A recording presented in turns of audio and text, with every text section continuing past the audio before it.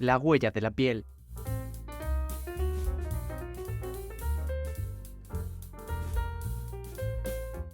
Un podcast de consalud.es con María Velasco. Si ha habido, hay y seguramente seguirá habiendo un tema tabú en la salud, ese es cuando se habla de nuestra zona íntima. A veces, con tal de no ir al médico o de no contar lo que nos pasa, pues no le damos la importancia que merecen esos cambios o esas molestias que tenemos en nuestra zona íntima o peculiar. De hecho, en la mayoría de los casos, muy mal tenemos que vernos para acabar yendo al especialista. Pero, ¿qué ocurre si para cuando encima te decides no vas a la persona correcta?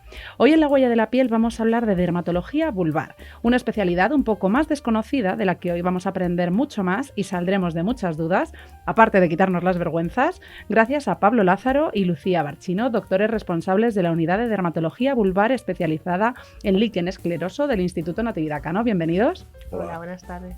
Bueno, en primer lugar, ¿qué consideráis vosotros como expertos en dermatología la dermatología vulvar?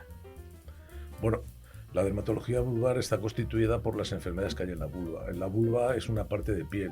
Hay un libro en donde el prefacio lo escribe, un libro argentino de patología de la vulva, que el prefacio lo escribe un catedrático emérito argentino que dice: la vulva, por un lado, para el dermatólogo, una parte muy pequeñita del cuerpo, y para el ginecólogo algo que le molesta para llegar a donde quiere entrar, que es en la profundidad, ha sido mal estudiada y maltratada por todo el mundo.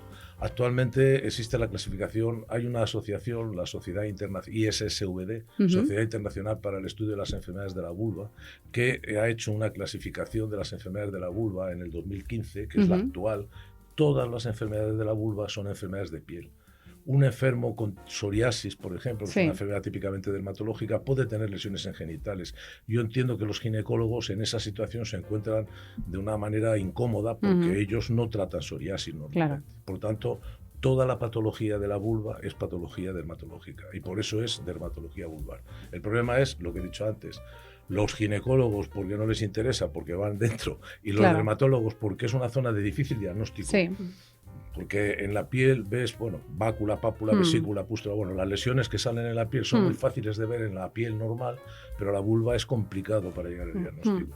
Ya simplemente una tontería. La cuadrícula normal de la piel tiene arruguitas y pliegues lineales. La cuadrícula normal de la vulva es absolutamente abollonada, completamente diferente, por poner un ejemplo de diferencia. Claro. Pero dermatología vulvar es toda la patología de la vulva. Claro. Y cuando nos ocurre algo, ¿cómo sabemos cuál es esa delgada línea roja en la que decir tengo que ir al ginecólogo o tengo que ir al dermatólogo?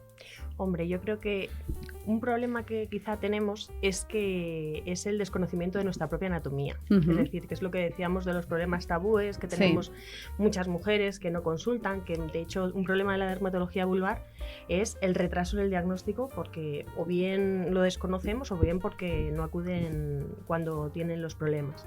Entonces, el desconocimiento de la vulva hace muchas veces que no sepamos dónde tenemos que ir bien. Entonces, en realidad, cualquier síntoma, el síntoma más frecuente en nuestra rama es el picor. O sea, el picorito es el síntoma más frecuente que aparece en lo que es piel externa, yo creo que está claro, y luego la vulva llegaría justo hasta la entrada de la vagina, ¿no? En el vestíbulo vulvar. Todo eso sería piel y mucosas que correspondería a verlos a un dermatólogo en el caso de tener síntomas en esa zona y molestias. Hay que conseguir cambiar el paradigma. Tengo algo en mis genitales externos, voy al ginecólogo. Tengo algo en mis genitales externos, voy al dermatólogo. Y si el dermatólogo considera que eso es algo que tiene relación con el aspecto interno ginecológico, remitirá a la paciente al ginecólogo. Claro. Yo creo que es importante la colaboración entre especialidades, un abordaje multidisciplinar, o sea que es algo que se ve conjuntamente. Sí, sobre todo, en primer lugar, quitarnos los miedos, los tabúes, porque además yo creo que en esto las mujeres, puede que sí que lo hablemos con otras mujeres, a diferencia de los hombres que incluso entre ellos no lo comentan, pero claro, luego hay que dar el paso de quitarnos la vergüenza y decir, bueno, me ocurre algo, no pasa nada, es otra parte más de mi cuerpo, pues voy a ir al especialista que corresponda. ¿Cuáles son, o qué tipos, mejor dicho, de tratamientos hay en cuanto a dermatología vulvar? Porque entiendo que habrá una parte que serán de salud y otros que serán meramente estéticos. Bueno, nosotros en lo que es dermatología vulvar realmente lo que vemos es clínicas, patología. Entonces no realizamos tratamientos estéticos de la vulva. Todo lo que utilizamos es para curar la enfermedad que se produce. Utilizamos tratamientos tópicos, cremas, tratamientos orales y luego, por ejemplo, también se utiliza láser, pero la función del láser es mejorar la enfermedad que se padece más que puramente estética. Casi siempre son tratamientos locales, no por vía sistémica, porque la vulva tiene una mucosa que absorbe muy bien cualquier producto que pongas. Entonces, normalmente el tratamiento oral lo hacemos de forma excepcional, salvo enfermedades sistémicas, porque normalmente si tú aplicas una crema en la zona genital, muy fácilmente va a absorberse y por tanto la concentración del sitio donde tú la pones es suficiente como para el tratamiento. Luego está la dermatología estética que de vulva, pero yo también siempre me pregunto ¿dónde están los cánones de estética de una vulva? Totalmente. Porque realmente no entiendo de dónde salen los cánones de qué es lo bonito o lo feo de una vulva. Sí. De hecho, hay mucho tema de ese también. Incluso en Australia hay un blog de vulva que se elaboró pensando sobre todo en las mujeres adolescentes y jóvenes que iban sobre todo a reducción. La cirugía más realizada ahí es la cirugía de reducción de los labios menores, y que hicieron un atlas de todos los tipos de vulva que podía haber, porque en realidad tenemos tipos de vulva, nosotros que vemos muchas, tan diferentes como ojos, nariz, boca, o sea, son totalmente variables y todas son normales, lo normales que sean, pero el canon de belleza, no sé si es de las películas o de dónde se sale, pero es verdad que todas son normales. Sabiendo que muchas veces hay bastantes patologías o casos que se nos presentan sobre todo a las mujeres a causa de los cambios hormonales que tenemos, en el caso de la piel de la vulva también influye estos cambios hormonales. Sí, porque sobre todo lo vemos a lo largo de la vida de la mujer, ¿no? Porque tenemos patología vulvar en niñas, en mujeres en edad reproductiva y en mujeres ya menopáusicas. Y el tipo de patología que vemos en cada edad varía, porque varía hormonalmente. El pH de la vulva fundamentalmente depende de eso. Entonces en niñas lo que más se ve, por ejemplo, son las dermatitis irritativas, que son pues eso, las irritaciones porque generalmente no se limpian o la higiene todavía no es adecuada. Luego en la edad reproductiva el pH baja y entonces ya tenemos más frecuentemente, por ejemplo, las cándidas. Y luego ya en la menopausia vuelve a pasar un poco parecido, ¿no?, a la niñez, y ahí tenemos otro tipo de patologías, tanto de síndrome genitourinario de la menopausia como de lichen sclerosis. Y si pensamos en otro ámbito, que son las enfermedades infecciosas por transmisión sexual, ¿hay algún síntoma que se pueda ver en la piel de la vulva que nos pueda dar una señal de alerta de decir, ojo, que esto puede ser más serio?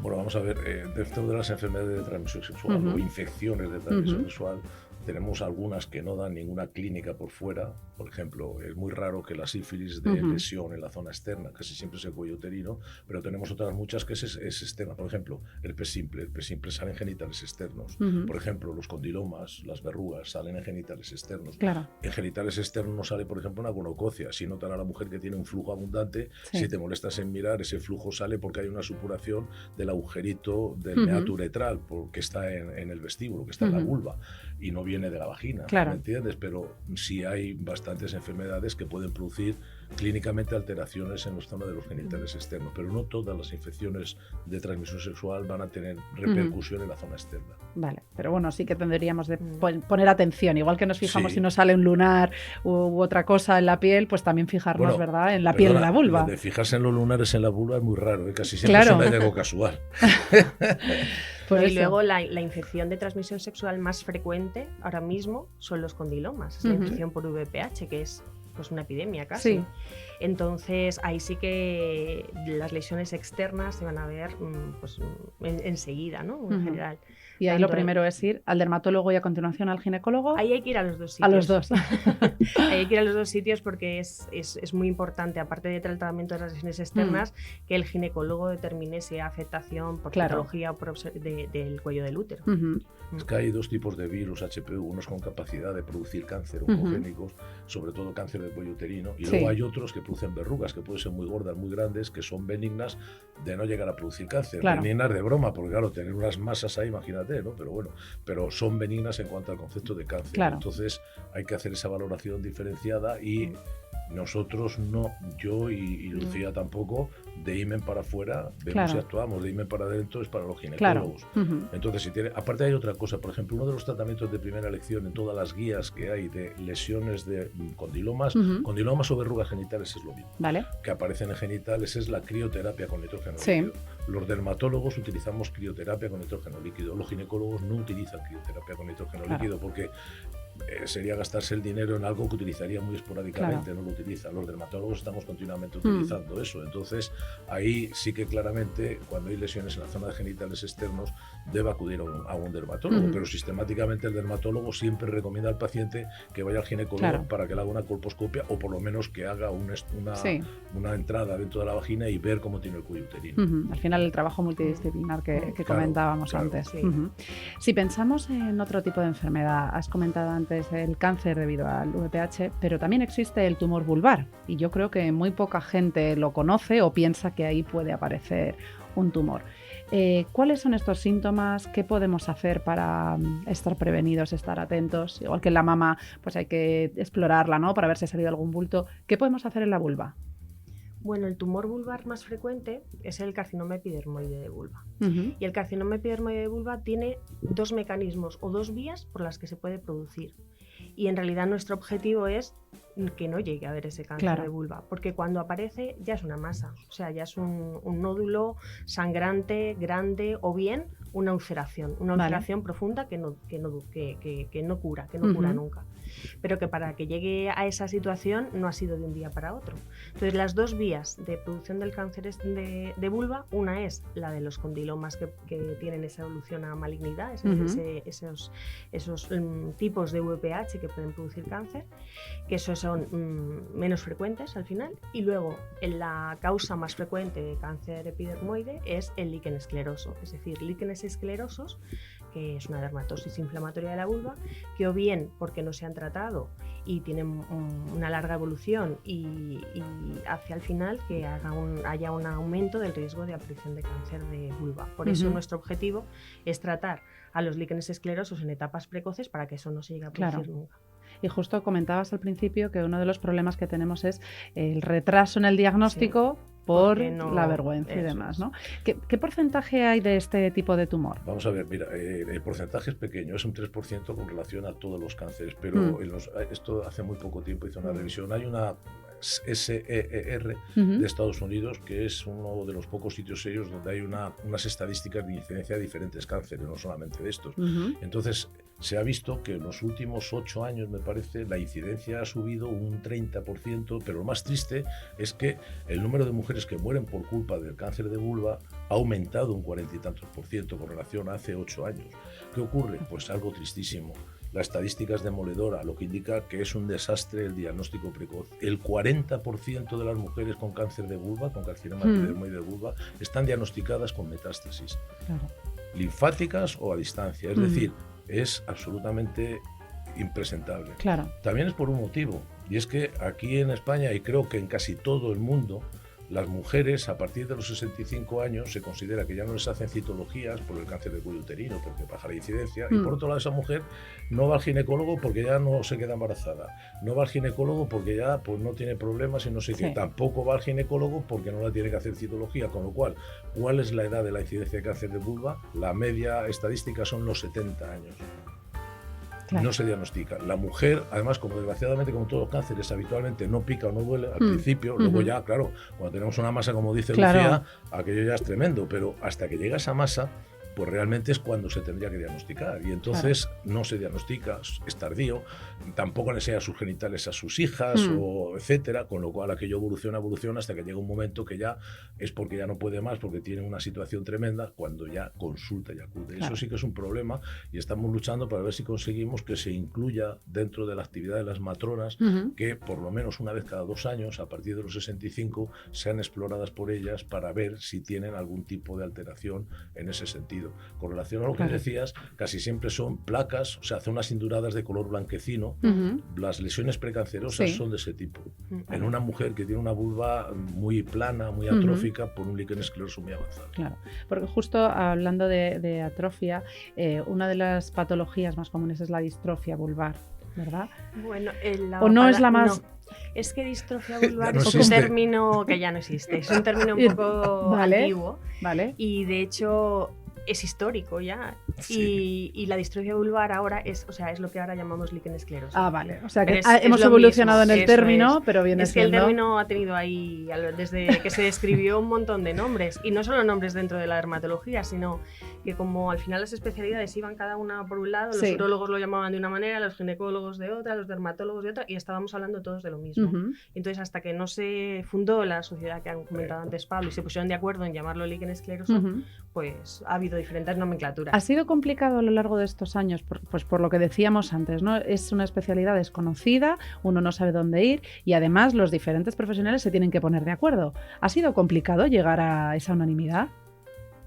Se crea la ISSVD precisamente por este motivo. Hubo un grupo de ginecólogos de Estados Unidos que se dieron cuenta que estaban muy limitados. Claro. Y entonces en 1970, me parece que fue, decidieron hacer el grupo que incluyera anatomopatólogos, dermatólogos, fisios, matronas, gente de todo tipo, no solamente ginecólogos que se dedicaran a este tema. Por cierto, el primer congreso mundial que hicieron, ¿sabe dónde fue? En Marbella, España. Anda. Sí, bueno, ese fue el primer congreso mundial.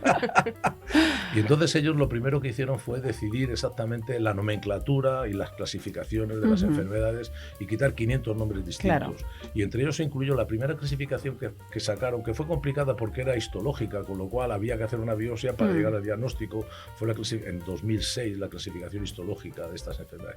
Y ahí se mató la palabra distrofia. ¿Por qué? Porque la palabra distrofia no significa nada. De hecho, con Manolo Lecona, eso es una anécdota personal, Manolo Lecona, que era el anatomopatólogo del Gregorio Marañón, pues con él fuimos a varios sitios de España a hablar en los grupos de anatomía patológica, anatomopatólogos dedicados a anatomía patológica ginecológica, que leías en aquel momento un informe y eran palabras, para los que no éramos ginecólogos, absolutamente incomprensibles los informes. Sí.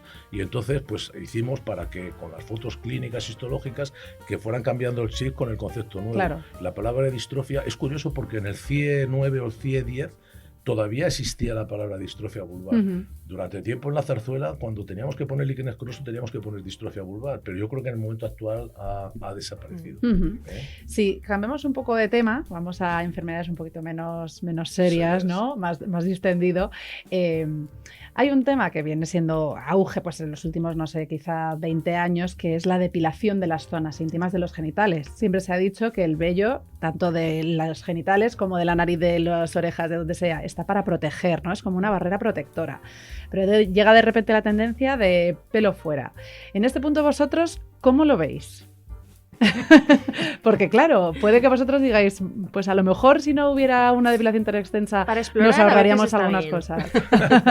Para explorar, por ejemplo, verrugas a veces está bien que no haya pelo porque las ves todas, pero yo creo que desde un punto de vista de salud, el vello protege en parte, sobre todo de las infecciones. Entonces la depilación, pues de lo que es la ingle verdadera, como digo yo, un poco metida, pues sí. Bien, pero de lo que es la zona de los labios, porque el pelo solo está en los labios mayores. Sí. Entonces la zona del pelo más cercana ya a los labios menores, yo creo que debería existir. Hace una protección. Por un lado, cada vez lleváis ropa más ajustada. Claro. Cada vez lleváis tangas, más super tangas, más enanos, más enanos. Con lo cual, la zona de los labios mayores pueden proteger con el pelo a una distancia mayor el roce de toda esa ropa. Ahora, por ejemplo, los pantalones vaqueros le meten un tiro que es enano, entonces se clava en la zona. Tanto hombres como mujeres, cuidado que yo me meto con eso.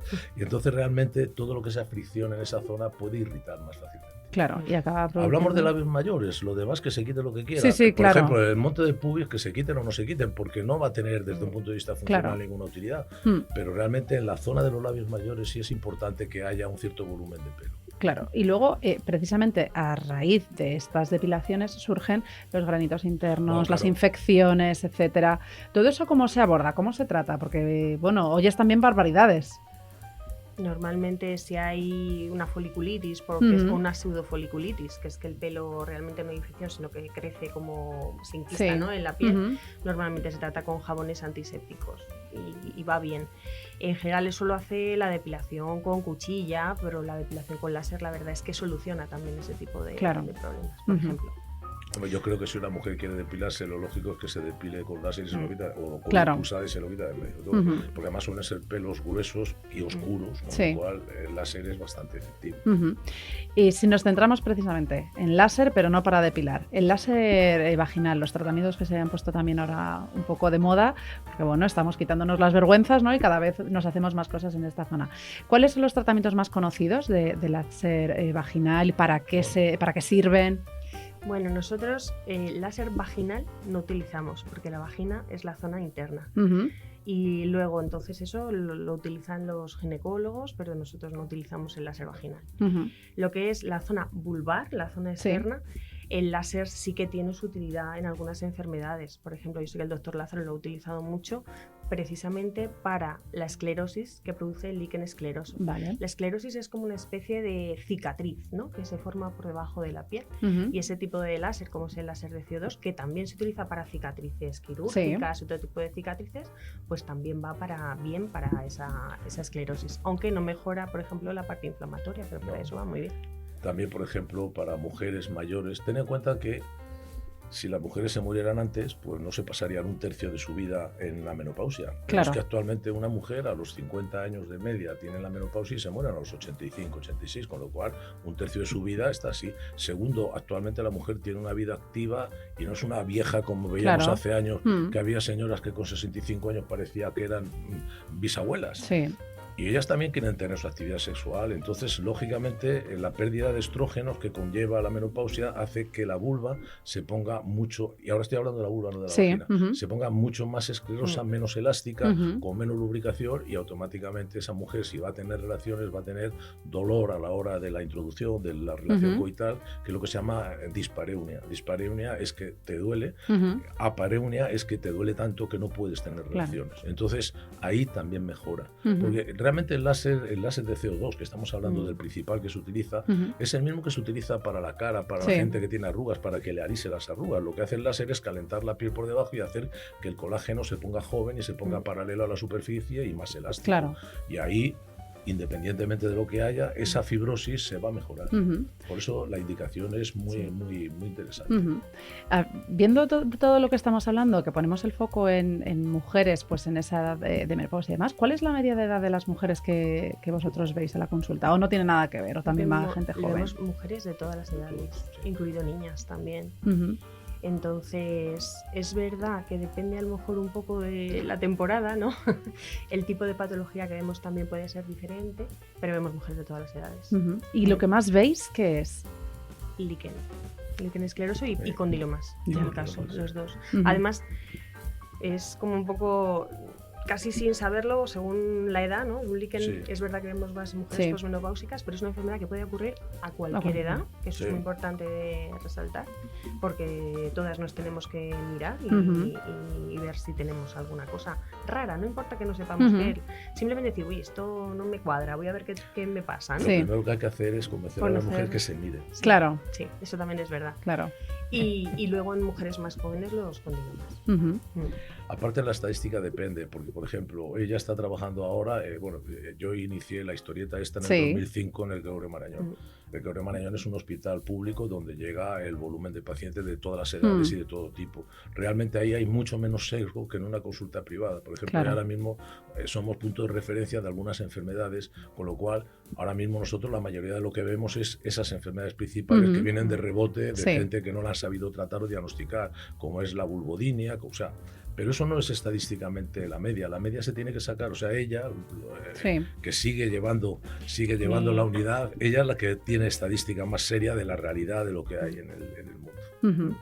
Y con todo lo que veis en el día a día, desde estos años en los que se ha puesto más el foco en este tipo de dermatología, ¿cuál es el caso más llamativo que os habéis encontrado o que os hayáis llevado las manos a la cabeza? Yo mi caso más triste, digamos, y lo es, y sigo viendo a esa paciente, ha sido una enfermedad que se llama enfermedad de Payet extramamario.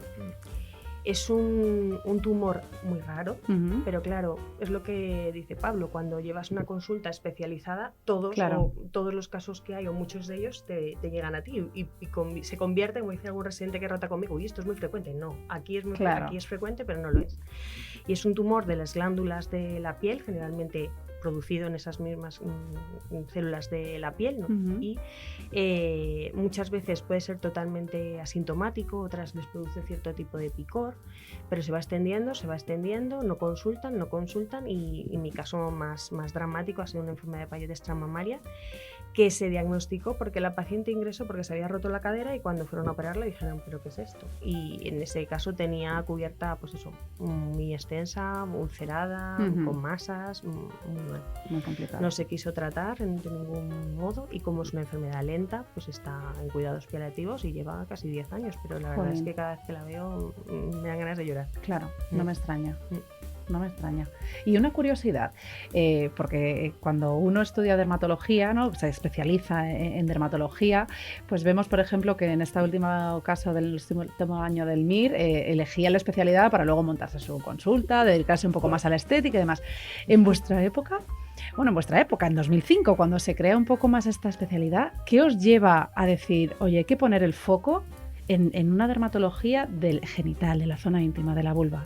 Bueno, la pregunta va dirigida sobre todo a mí, Claro. simplemente porque te acostumbrabas a ver la poca capacidad diagnóstica y de tratamiento que había en aquel momento por parte de los diferentes especialistas que veían la vulva. Uh-huh. Y ese fue el motivo por el que hice la unidad. En aquel momento yo era jefe de servicio del Gore Marañón y vi que había una... A pesar de tener la maternidad de O'Donnell, que fíjate tú qué pedazo de tamaño de maternidad, pues realmente la vulva no estaba bien diagnosticada y no estaba bien tratada. De hecho, cuando se creó la unidad dentro del pabellón, o sea, dentro de las consultas, y sigue estando dentro de las consultas. Y todos los ginecólogos mandan pacientes allí porque han visto que les descargan preocupaciones y que les solucionan problemas. Claro. Entonces, ese fue el inicio. Porque veíamos, por ejemplo, en aquella época mujeres embarazadas que al estar embarazadas en la zona genital, prácticamente todas las mujeres en la cara interna del labio menor, por dentro, tienen lo que se llaman las espículas vesticulares, que son como pinchitos, están un poquito grandecitos.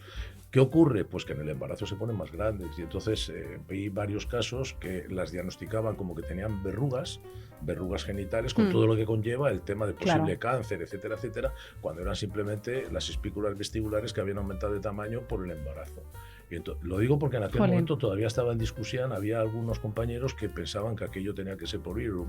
Hubo necesidad de hacer unos cuantos trabajos para demostrar que ahí nunca había virus. Claro. Y ese fue el motivo, el observar la ausencia de respuesta frente a algo que era un volumen importantísimo. Y el tiempo me ha dado la razón, porque el volumen es importante. Claro. Mira, estuvimos en otro hospital, en el Hospital de la Zarzuela, y ahí creamos una unidad que sigue funcionando.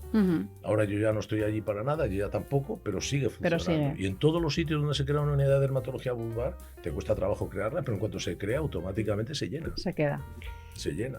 Y es así. Yo en mi caso empecé porque era residente que me estaba formando en el hospital y al principio pasa con muchas cosas en la vida. Al final era pues una cosa más que me tenía que estudiar, como estudiaba el nevus, el melanoma, otra cosa. Y cuando te metes en algo y empiezas a conocerlo, te das cuenta que cada vez quieres saber más, que tienes más necesidad, que te faltan cosas por saber. Eso te pasa todos los días. A mí me sigue pasando, ¿no? Hay que aprender a todos los días de las cosas. Y me di cuenta que podíamos ser muy útiles para muchas mujeres que estaban abandonadas, que estaban huérfanas de diagnóstico, huérfanas de tratamiento. Y la verdad es que a mí a día de hoy es una parte de la especialidad que me gusta mucho, en la que veo al día a día. Y que creo que tiene sentido que la consulta, por ejemplo, del hospital esté dentro de lo que es el área de ginecología y la maternidad, porque así es mucho más fácil entrar en contacto con otros compañeros, igual que ellos nos los remiten.